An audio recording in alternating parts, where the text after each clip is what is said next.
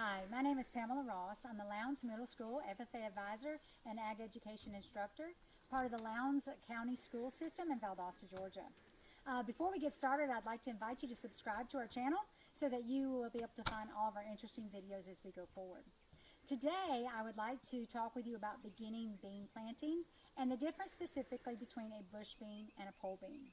So a bush bean is one that is compact in its growth. It is typically a foot to 2 feet tall and about a foot wide.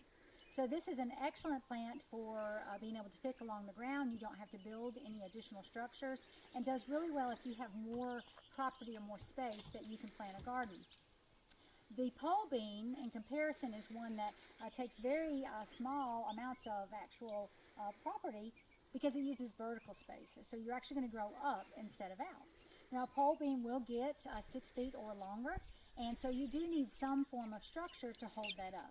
And we're going to talk about those today and show you the three types that we use here on Buckshot Farms land, but also those that are available to you that you can make at home. So the first one that we have here is just using a traditional twine.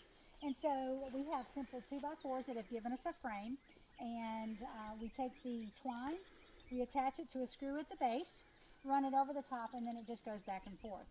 As the beans begin to grow, the runners will actually grow around this vine, around the twine, and will grow up actually the entire length of the structure. As the beans do grow, you can simply pick them as they grow higher and higher. So you get a really large yield because you have bean space all the way from top to bottom. Now the second structure that we have for you is what we call a traditional bamboo structure. So this is natural bamboo, and as you can see, we have simply tied it. We've taken a horizontal piece and tied vertically off to each stay, and so the beans will do the same thing. The runners will climb up the bamboo and provide a wall of beans for you. So there's no cost associated with this, simply just the twine that you would need to tie it to the horizontal stay. And then the final one that I want to show you today is one that is new on our farm for this year, but I wanted to give it a try, and this is using an actual livestock panel. I have neighbors that have used this and said it works really well for them because it is not quite as tall as the bamboo or the string. So if you have somebody with limited mobility that won't be able to get to the highest part, this would work out best for them because it basically makes a wall of beans. So this is actually just a livestock panel. You can get them from Tractor Supply for approximately $20.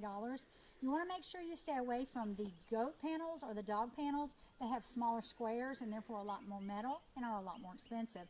You can see that these squares are quite large and allows the beans to grow in and throughout them and make that wall of beans.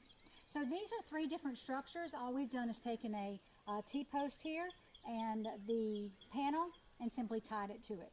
These don't have to be permanent structures. All of these can be taken down at the end of the year, and we could plant different crops in our beds next year or next season if we wanted to, and then of course we can put them back up in the next bean season.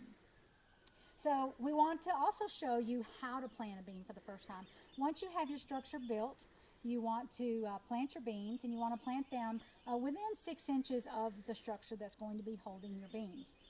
What we have chosen for our garden is what we call a rattlesnake bean. The rattlesnake bean is an heirloom bean, so it is excellent quality. I've used it for several years. You may not be able to get it in your local store. It just depends on what they carry.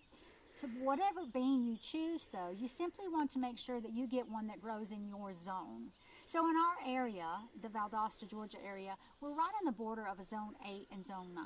But no matter where you live in the United States, you can simply refer to your USDA hardiness map, and it'll tell you what zone you're in, and then you can find out what bean grows best in your area. So for us, once you have your bean, you've made your selection of your cultivar, all you need to do is simply use an implement, or you can use your finger and make a small hole that's approximately a half to 1 inch deep, and drop your bean in and then cover it. Now with my students, I typically teach them that they want to dig a hole to their first knuckle. If it is a very small student, I may even teach them to their second knuckle until they get older, but you don't want it to be definitely not over 1 inch deep. So you want to make sure that you keep the soil damp when you have planted your seed. In order to germinate, that seed is going to need a higher level of moisture. So you don't want it to be sitting in water. You don't want to have it too wet, but you also need to make sure that there is enough moisture within the soil that the seed can properly germinate and come up. Then once your seed have come up and you've got your first set of leaves, you want to make sure that you are fertilizing them regularly. And as the runners begin to develop at about 3 or 4 weeks, you're going to want to make sure that you keep them up against your structure. Don't allow them to fall away. So once that runner actually touches the structure, it will begin to grow up and out, and in a few short weeks you'll have a beautiful crop that you can join us at Lowndes Canning Plant this summer and put up all of your great vegetables at that time. We appreciate you being with us today, and again invite you to subscribe to our channel. We look forward to seeing you again soon.